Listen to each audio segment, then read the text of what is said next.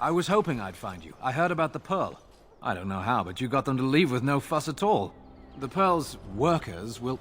Nobody gives orders to my men but me. A little lesson in respect is in order. I see. Don't bother sparing these louts. Things are about to get messy.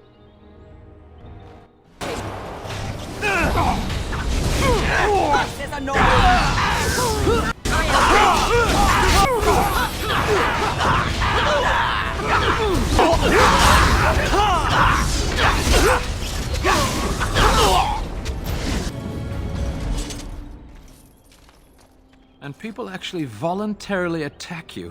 Are they just stupid? Here's the payment I promised. I might have more work if you're interested. But I'm heading back to the market district. The back alleys are just too dangerous for me.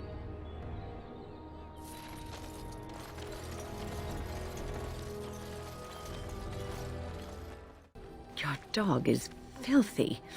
I can smell him 50 yards off.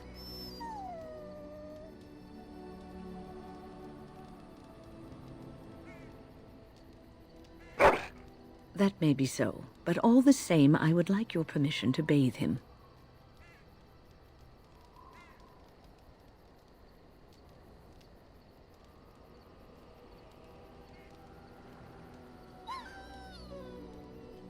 Excellent.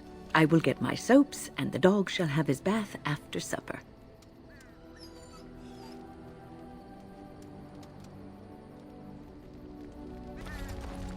Here I am. Oh, this should be good. Go ahead.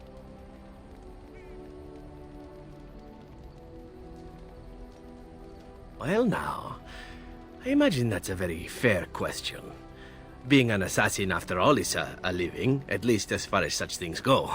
I was simply never given the opportunity to choose another way. So, if that choice presents itself, why should I not seize upon it?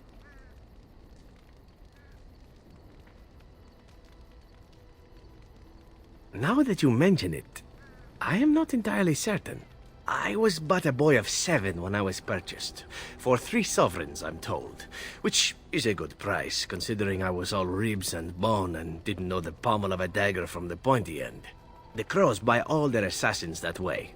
Buy them young, raise them to know nothing else but murder. And if you do poorly in your training, you die.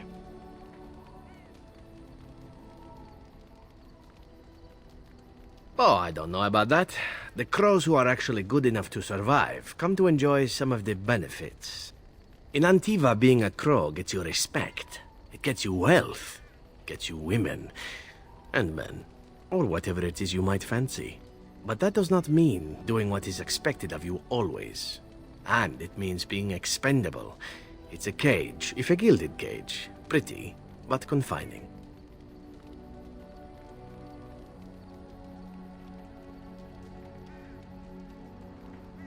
As for what I'll do in the future, presuming that there is one, I truly can't imagine.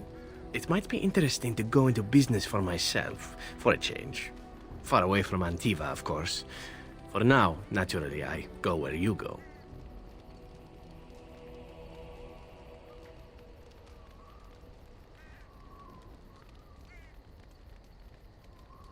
Eventually can be a very, very long time, if one plays one's cards right. Come now, enough chit-chat. Talking about the Crows summons them, you know. Any Antivan fishwife could tell you so. Yes? Well, here I am. Of course I do.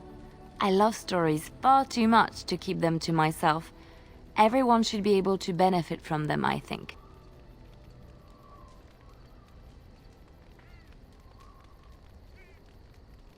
Chantry law says it is man's pride that created the Darkspawn. In ages past, the mages of the Tevinder Imperium ruled much of the world we know.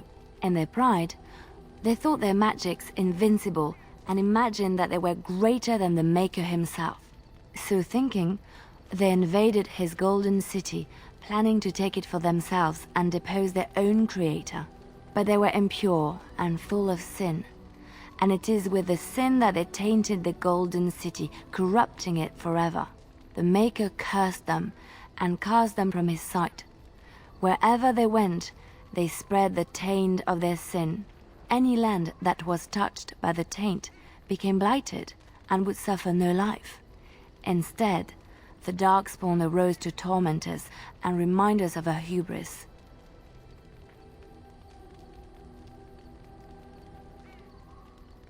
Of course, Orlesians enjoy telling stories. I shall tell you my favorite tale of Aveline, the Knight of Olay.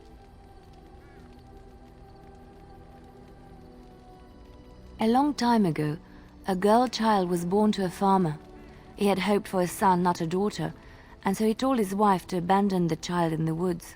Before the cold could claim her, the baby was found by a tribe of Dalish elves who took pity on the poor mewling thing and raised her as their own. Aveline, for that is what they called her, grew strong and quick and clever under the guidance of the elves. She learned to wield the sword as well as any man, could kill a deer with an arrow at 100 paces, and was as graceful on the back of a horse as she was on foot.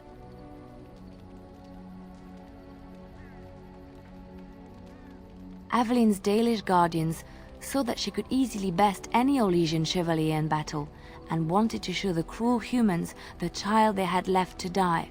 They bestowed upon her a fine horse and armor, and sent her to prove herself to her people in the grand tourney.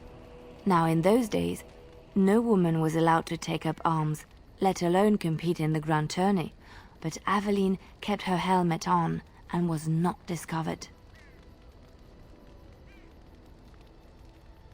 Aveline won many events and gained the approval of the adoring crowd. Eventually, she came face to face with the knight Kaleva in the grand melee. Aveline had already bested him in the joust, and Kaleva was determined not to lose a second time. Out of desperation to regain his honor, Kaleva tripped Aveline and tossed her to the ground, ripping off her helmet as he did so. Silence fell upon the arena as Aveline was revealed. Kaleva declared the previous competitions invalid. A woman had taken part, and this was not allowed. But the crowd cheered for Aveline. Kaleva was furious, for he had lost to a woman and was now being shamed. Blinded by his rage, he forced Aveline to her knees. "Know your place, woman," cried he, and slit her throat.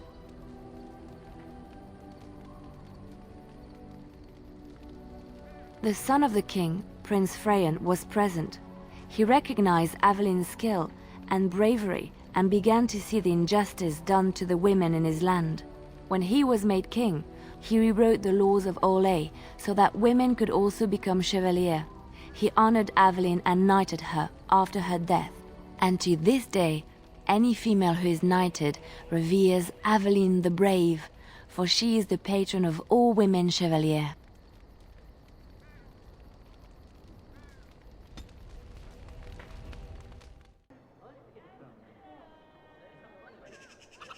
I shall do it.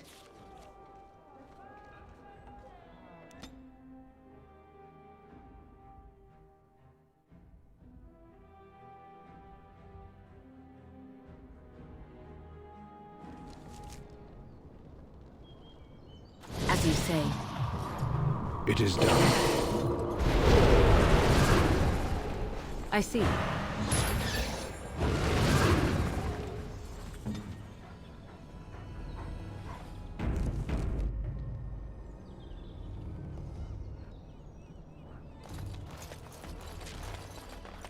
Enemies approaching! Killer.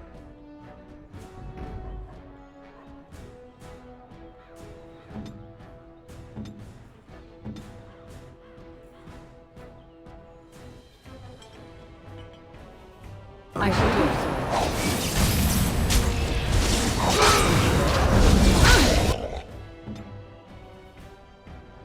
Boss me and you shall pay! Now we're back! This is annoying!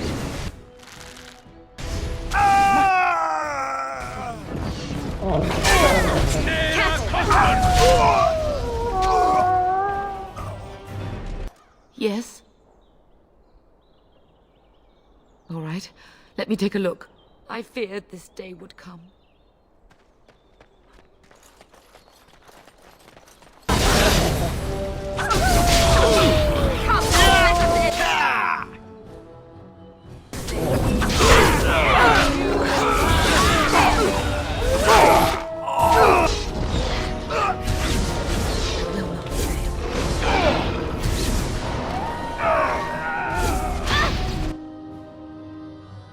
I shall do it.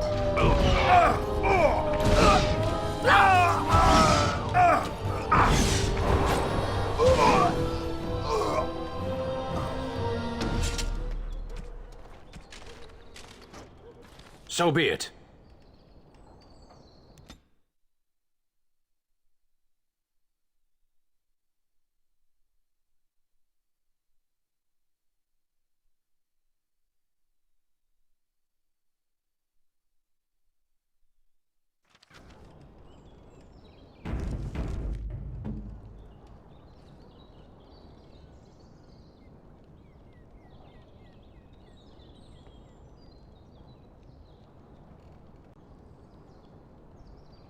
I shall do it.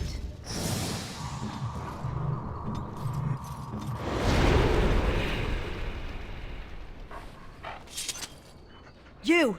We're about to send the boys to hunt you down! Boss says kill him!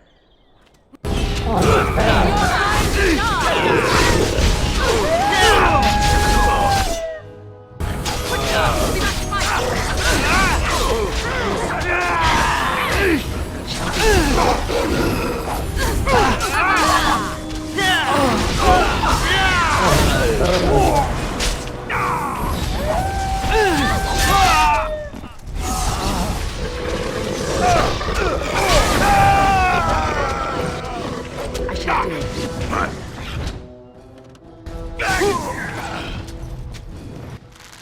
Let us end your fool's day!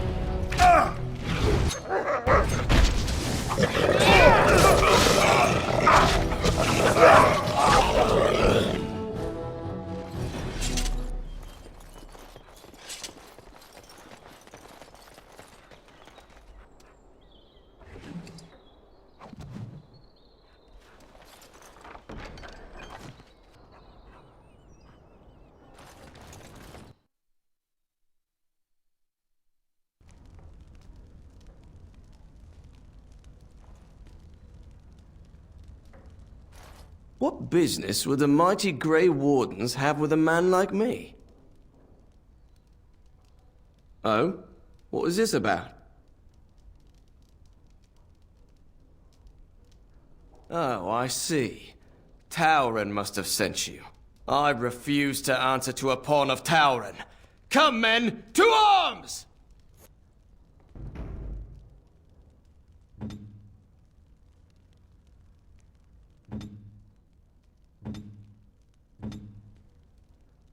I am ready.